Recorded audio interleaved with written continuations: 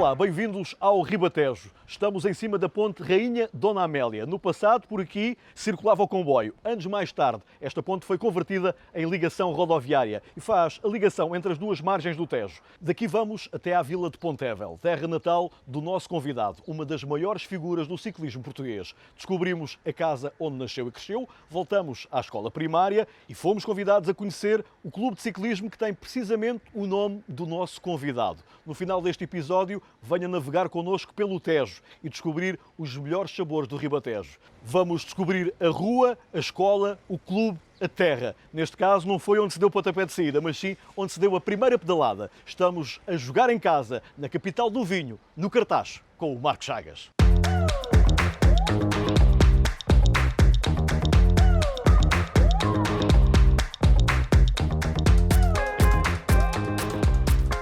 Bom dia, Marco. Olá. Estamos em Pontevel, obrigado por nos receber aqui, literalmente à porta da sua casa. Estamos a jogar em casa, literalmente.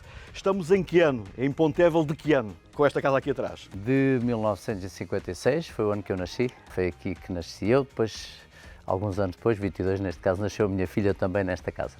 É um sítio que está ainda presente na sua vida, ou seja, foi a casa onde nasceu, mas continua com uma ligação bastante forte a este local.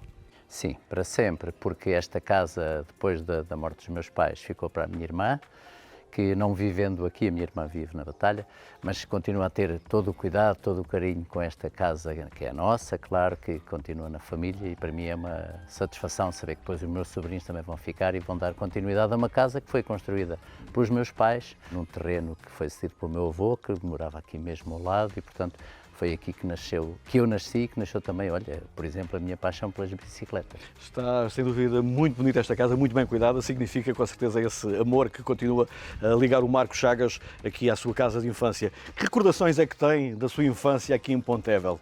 Aqui neste meio, com muita liberdade, quais são as brincadeiras que mais lhe vêm à cabeça?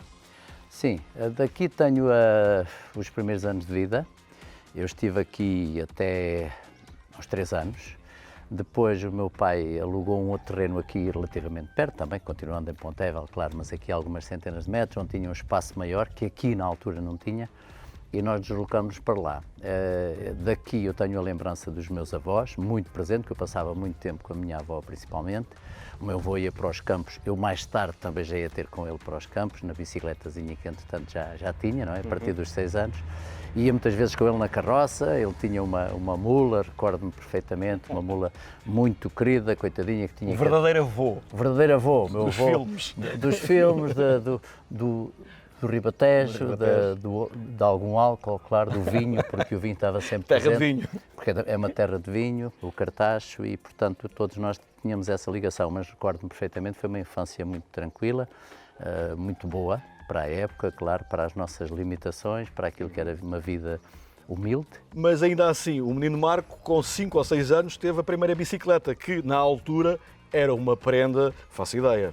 Uma prenda importante, para mim foi também uma prenda muito importante. O meu pai, neste caso os meus pais, eu falo do meu pai, que foi ele que teve que ter todo o movimento para chegar lá, adquiriu uma bicicleta usada, de uma família, essa sim, abastada aqui da nossa terra, tinham 2 filhos e que, portanto, eles cresceram e as bicicletas, ficaram pequenas. Bicicleta, neste caso, aquela ficou pequena e eles venderam-na usada. O meu pai tratou de fazer a recuperação da mesma, aqui também numa oficinazinha que existia em Pontevel e, portanto, quando eu chego, já não nesta casa, na outra casa, à chaminé de manhã, com 6 anos, eu sou de novembro, portanto, em dezembro tinha acabado de fazer 6 anos, e quando chego de manhã, a prenda que estava lá no sapatinho era aquela bicicleta. Melhor prenda da sua vida, melhor prenda da minha vida, a coisa mais marcante, mais linda, eu achei que aquilo sim foi um momento que ficou para sempre. E como é que nasceu essa paixão pelas bicicletas? Uma bicicleta aos 5 anos é uma prenda que chega porque, do parte do seu pai, houve essa percepção de que o Marco queria pedalar. Sim, desde muito cedo. Eu, aqui, ligado a este local e ao lado de onde nós estamos, onde viviam os meus avós, vivia também o meu tio Ramiro Martins, que vive aqui nesta casa e que felizmente está bem entre nós. E o meu tio foi o meu primeiro grande ídolo, porque ele foi corredor de bicicleta bom, pelo que me dizem. Acho que foi do Benfica. Do Benfica. Esteve nos Jogos Olímpicos, como se percebe, a família aqui era sportinguista. Pois. Mas o meu tio correu no Benfica e ele esteve presente nos Jogos de Roma em 1960. Portanto, eu que nasço em 56, tenho uma ideia muito vaga, claro, mas que me deixou sempre aquela primeira ligação. O ciclismo vai ser a minha paixão, foi sempre a minha paixão. Já sabemos que o Marco andava muito em cima da bicicleta. O que lhe pergunto era se ia para a escola também a cavalo na bicicleta, como se diz aqui no Ribatejo, a cavalo na bicicleta. Não ia, e vou explicar porquê. Eu morava a uma distância considerável da escola, é verdade, mas ia sempre a pé com os meus vizinhos também de escola e meus vizinhos de infância, porque a bicicleta era um bem tão precioso que eu não corria o risco... Exatamente, era o risco que corria, mesmo naquela época e mesmo no meio pequeno, que ela fosse desviada e eu não a tivesse mais. E emprestava aos seus amigos ou não a bicicleta já agora? Não era fácil. Tive um amigo de infância, tive e tenho, porque ele também continua cá e felizmente com saúde, que sendo 2 anos mais velho do que eu, partilhamos muito da nossa infância juntos.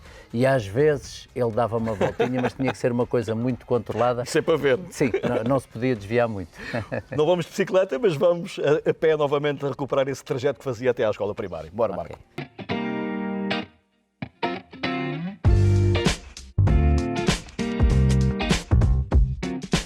Estamos na antiga escola primária do Marco Chagas, em Pontevedra. Marco, vou pedir-lhe para atravessar comigo este portão do tempo. Vamos viajar até à década de 60, é isso? Exatamente. Vamos lá então. Exatamente. Vamos lá.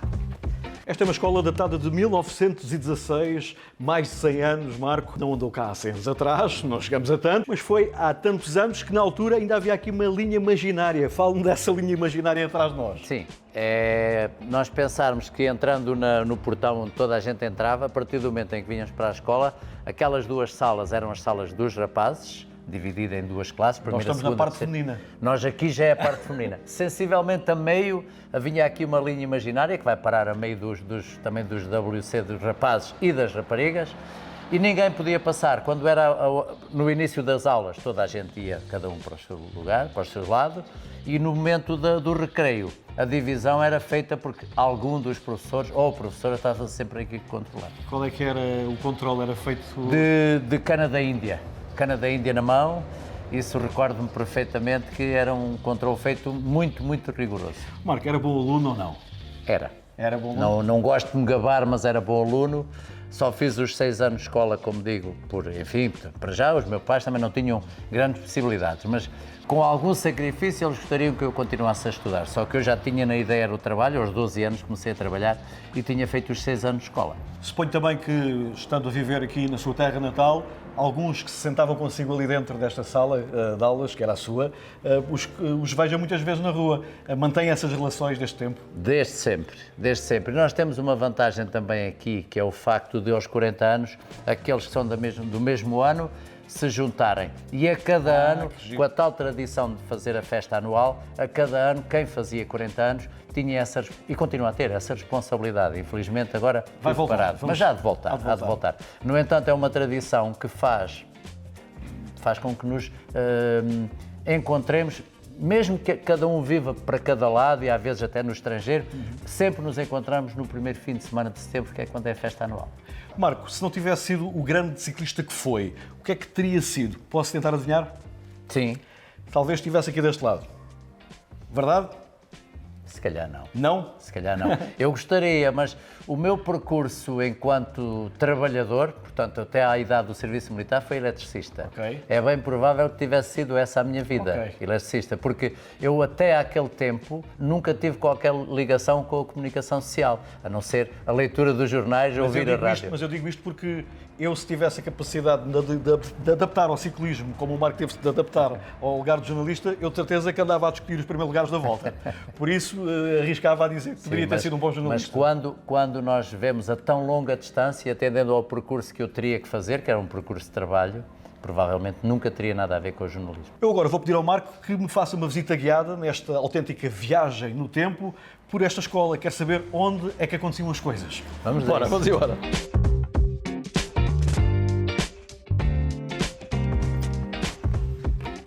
Esta aqui era uma das salas. Elas são sensivelmente iguais. Parece mais pequena que na altura? Ah, sim, bem mais pequena, porque nós tínhamos aqui duas classes.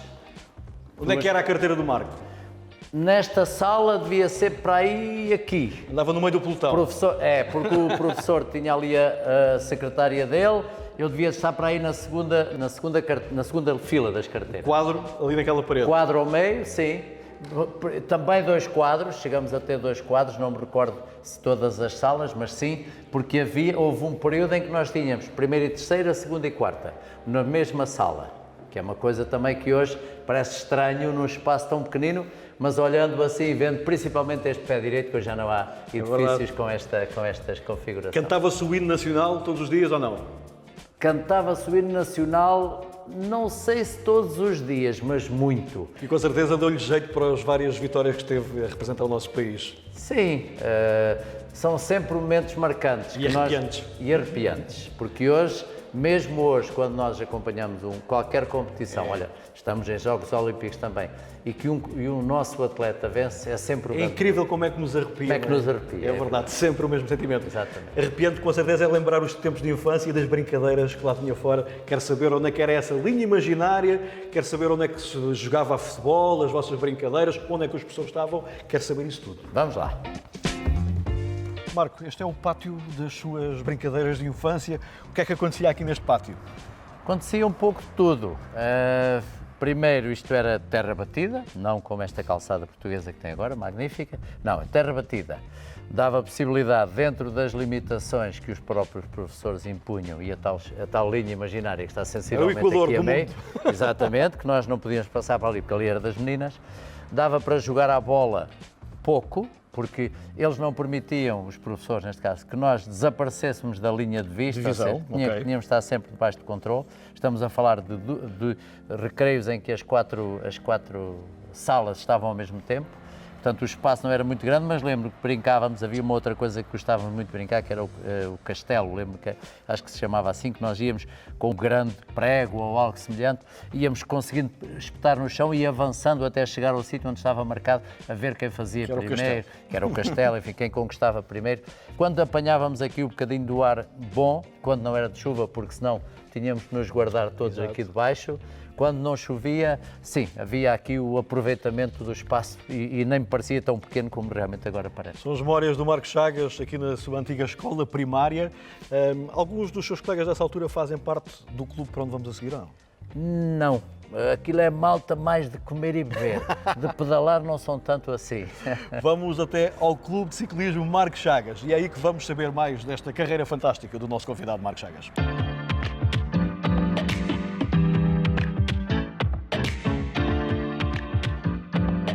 Estamos verdadeiramente a jogar em casa, aqui na sede do Clube de Ciclismo Marco Chagas. Estamos aonde, Marco? Fala-nos um pouco deste sítio. Olha, continuamos em Pontevel, naturalmente, que é a sede do nosso clube. Um clube foi criado por um grupo de amigos, aliás, a foto do dia, neste caso da noite, em que no jantar decidimos esse arranque. Como eu costumo dizer, e muitas vezes as pessoas até meio a brincar, mas muitas vezes dizem, então o que é que se faz para entrar no clube? Epá, não se faz nada em especial. Nós temos um grupo de amigos que tem sido alargado, nós juntamos-nos, temos amigos dos diversos lugares, desde o Oeste, desde a zona de Lisboa. Fala-me um pouco como é que chegou a esta atividade do BTT.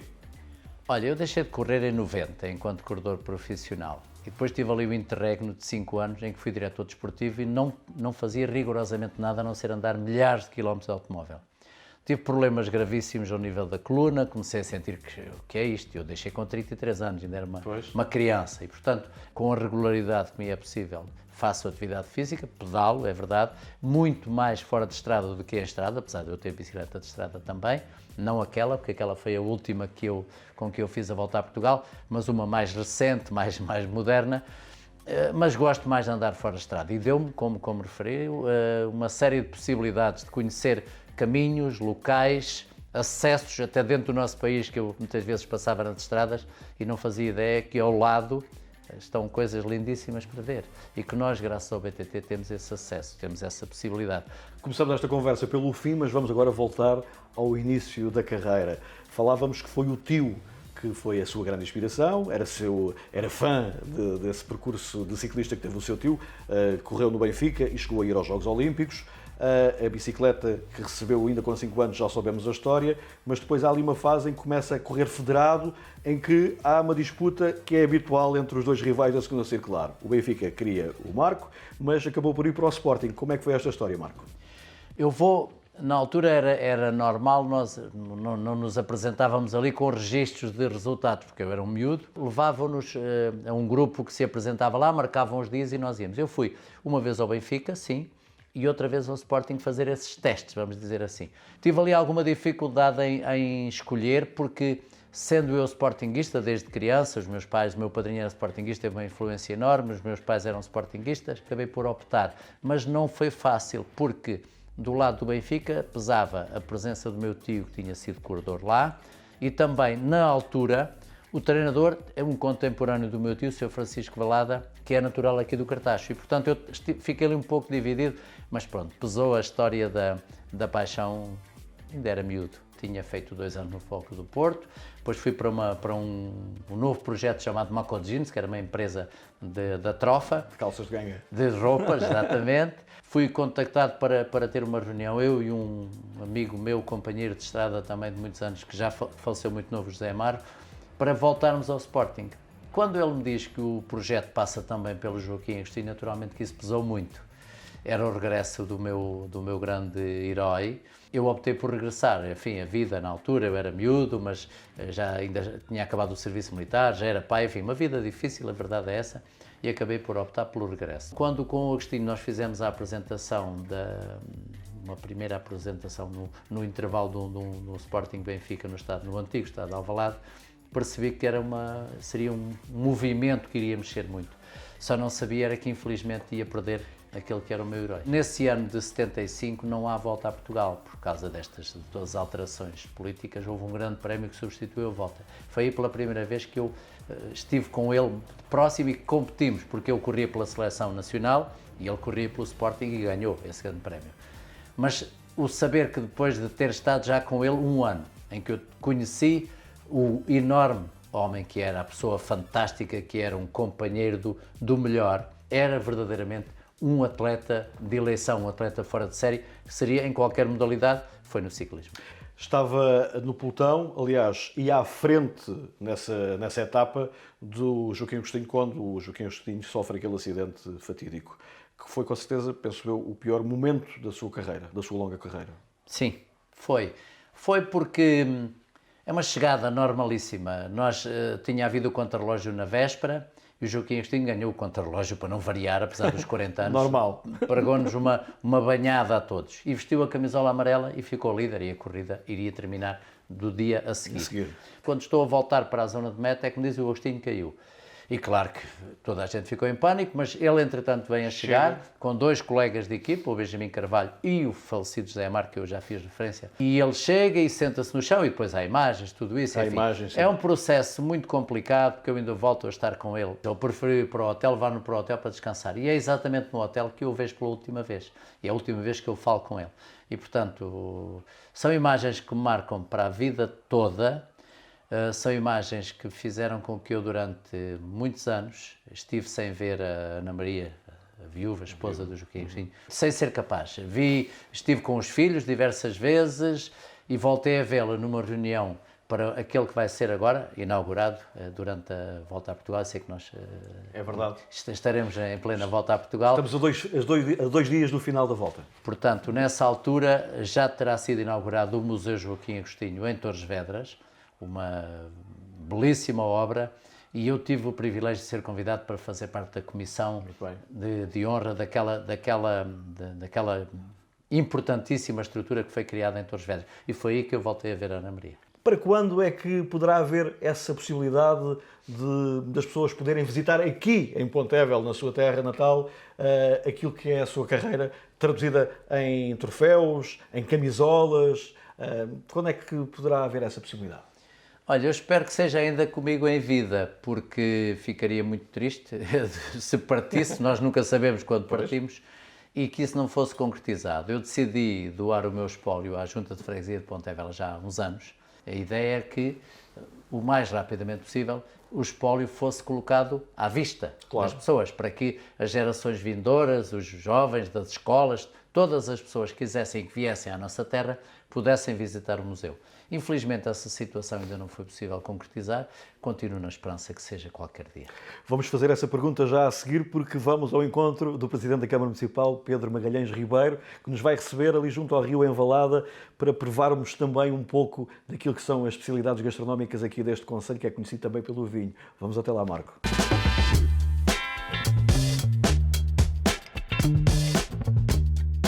Estamos em pleno Rio Tejo, de frente para a aldeia da Valada do concelho do Cartacho. Comigo tenho o Marco Chagas, nosso convidado durante todo o dia de hoje, e o Presidente da Câmara Municipal do Cartacho, que por acaso é meu amigo. Se calhar é mais ao contrário. É o meu amigo Pedro Ribeiro, por isso vou tratá-lo por tu, que por acaso é Presidente da Câmara do Cartacho. Obrigado, Pedro, por nos receberes aqui a bordo deste fantástico cruzeiro do Tejo. Como é que é ser Presidente da Câmara do Cartacho e ter um município como esta figura que está aqui entre nós, o Marco Chagas? Obrigado, Pedro, e obrigado por estares na nossa terra. É fantástico, é fantástico. O Marco Chagas, que é reconhecido quer no país, quer do ponto de vista internacional, tem uma carreira fantástica com os títulos que granjeou, que faz com que o Cartacho tenha aqui este enorme orgulho de, no ciclismo, destaca-se, é o concelho do país com mais voltas a Portugal, e o Marco é o nosso principal embaixador dessa marca. Mas para além do ciclista, para além do desportista, há o fantástico ser humano, que é muito inspirador para todos nós, nomeadamente para as camadas mais jovens, para os mais jovens, porque tem um percurso de vida fantástico, numa atividade esportiva que vive muito do trabalho, do espírito de sacrifício, e eu hoje, mais do que nunca, acho que são valores importantes para transportar para esta nova geração de cidadãos que estamos a ajudar a formar, e o Marco aqui é, de facto, como dizia, um homem, um ser humano fantástico, muito inspirador, muito solidário, que ainda não aprendeu a dizer que não a nenhum desafio, e para nós, Concelho do Cartacho, naturalmente, ter alguém entre nós com esta capacidade de se dar aos outros é absolutamente fantástico. As belezas todas que vê nas voltas que fez pelo país e também fora do país fazem-no acreditar que jogar em casa o Cartacho são as melhores paisagens, é aqui que quer estar. Sim, são as minhas, não é? E mesmo que nós tenhamos a oportunidade, e é um facto que eu consegui conhecer muito do nosso país, continuo a fazê-lo, mas é muito bom voltar, é muito bom ter aquela sensação de, não, vou voltar a casa, vou voltar à minha região, no fundo, é algo que não se perde, eu acho que nunca perderei isso, não sei onde é que me vão depositar quando terminar a minha passagem pela terra, mas há uma coisa que é evidente, eu mesmo quando fui imigrante, fui temporariamente, porque a minha maior vontade, o meu maior prazer era mesmo a viagem para Pontevel. Pedro, o que é que as pessoas que nos estão a ouvir e que estão a ver este cenário fantástico em pleno Rio Tejo, o cenário verdejante que nos envolve, a aldeia de Valada ao fundo com a praia, o que é que o Cartacho tem para que possas dizer às pessoas que estão lá em casa que nos venham visitar, ou que te venham visitar a ti? Portanto, aqui o nosso estuário do Tejo é o ex-libris da nossa terra. Naturalmente também temos uma lesíria, uma zona de bairro fantásticas, também temos do ponto de vista do património algo também bastante interessante para dar a conhecer, mas aqui uma fauna e uma flora riquíssima. Somos um concelho que tem 10 escudelarias. O conceito está a posicionar-se no segmento do enoturismo, em que a harmonia entre vinho e gastronomia é hoje a principal razão de trazer turistas a Portugal, e o Cartacho aqui às portas, o Ribatejo às portas de Lisboa, também se posiciona aqui. Hoje existem várias experiências que as pessoas podem desfrutar, desde fazer a vindima, desde a pisa da uva, desde ver um espetáculo etnográfico do nosso extraordinário folclore. Somos a capital do vinho e o vinho também é um grande embaixador do nosso concelho. Todas as experiências que se vivem nos desportos náuticos do Tejo, naturalmente também associado ao ciclismo, ao BTT e aos percursos que temos nas diferentes paisagens, como há pouco dizia, do bairro da Lesíria, à Beira Tejo, que temos para oferecer. Portanto, há aqui um mundo de experiências para as pessoas desfrutarem em destinos, e a pandemia também pôs isso a nu, a procura por destinos das experiências, os destinos da natureza, e é um mundo cada vez mais procurado e estão todos, naturalmente, convidados para vir ao Concelho do Cartaxo. Terão aqui, naturalmente, inúmeras experiências, sempre no segmento família. É importante, há experiências para toda a família no Concelho do Cartaxo. Com certeza que é um dos projetos que o Pedro e o Marco têm, digamos, não no segredo dos deuses, mas que muitas vezes já falaram sobre isso. Estou a falar de um possível museu dedicado ao ciclismo, onde a figura central será o Marco, um espólio fantástico. Em que ponto está este segredo, que não é segredo? Não é segredo, mas é uma grande dívida e que estamos em falta com o Marco Chagas. Por tudo aquilo que ele simboliza, por todo o prestígio que granjeou com o seu esforço e com a sua dedicação, sempre naturalmente em trabalho de equipa. E estamos a falar de um homem humilde que na vitória sempre reconheceu aqueles que o ajudaram a levar a esse êxito, e isto também tem que ser dito. E o amor a Pontevel, que eu vi há pouco. Amor a Pontevel, amor ao Concelho do Cartaxo, o saber ganhar, o saber estar, sempre foram marcas do Marco Chagas. E aí, e aqui responsabilidade nossa, como é óbvio, estamos em falta e temos esta enorme dívida de concretizar aquilo que é uma obrigação da nossa parte, porque o Marco delegou às autarquias este património que conquistou, todo o palmarés, todos os prémios que conquistou, os mais relevantes, estão prometidos e estão doados para esse fim, e portanto aqui assumo eu, naturalmente, a responsabilidade de, num curto prazo, erguermos esta casa-museu, este museu dedicado a Marco Chagas, e eu sei que ele quer partilhá-lo, porque vamos ter com certeza a oportunidade que o Marco também quer com certeza reconhecer e homenagear os colegas que o ajudaram, e portanto diria que no curto prazo vamos ter que realizar este sonho. Ainda é um sonho, mas tem que ser realidade em breve. Estamos no sprint final deste Jogar em Casa, mas não cortamos a meta sem antes provarmos aquilo que este Rio Tejo nos dá à mesa. Vamos fazer o sprint final ao encontro da chefe Madalena Dias.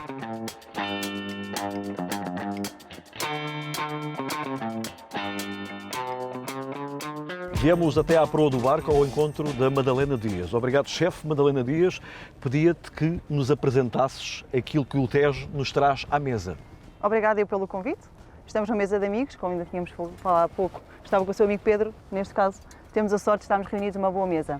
Aqui temos então peixe do Rio do Tejo, temos as enguias fritas, o sábel frito, a fataça. Aqui temos uma versão mais original, mais atual da fataça, que será um ceviche com uvas frescas.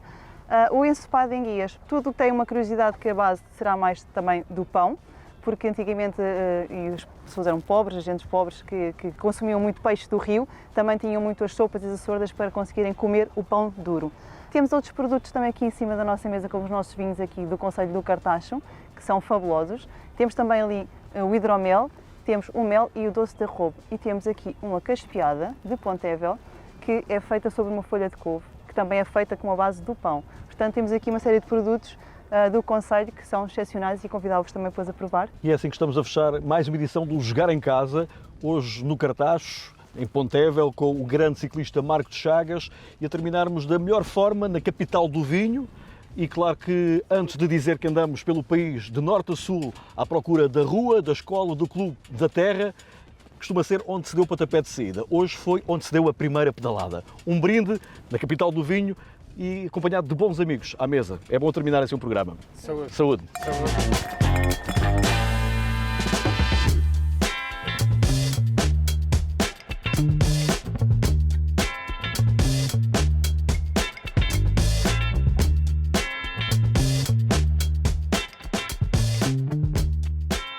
Era bonzinho. Era, já. Ainda não ter casado com a minha filha. Foi de propósito. Este programa teve o apoio de ESC Online é o outro campeonato. Câmara Municipal do Cartaxo.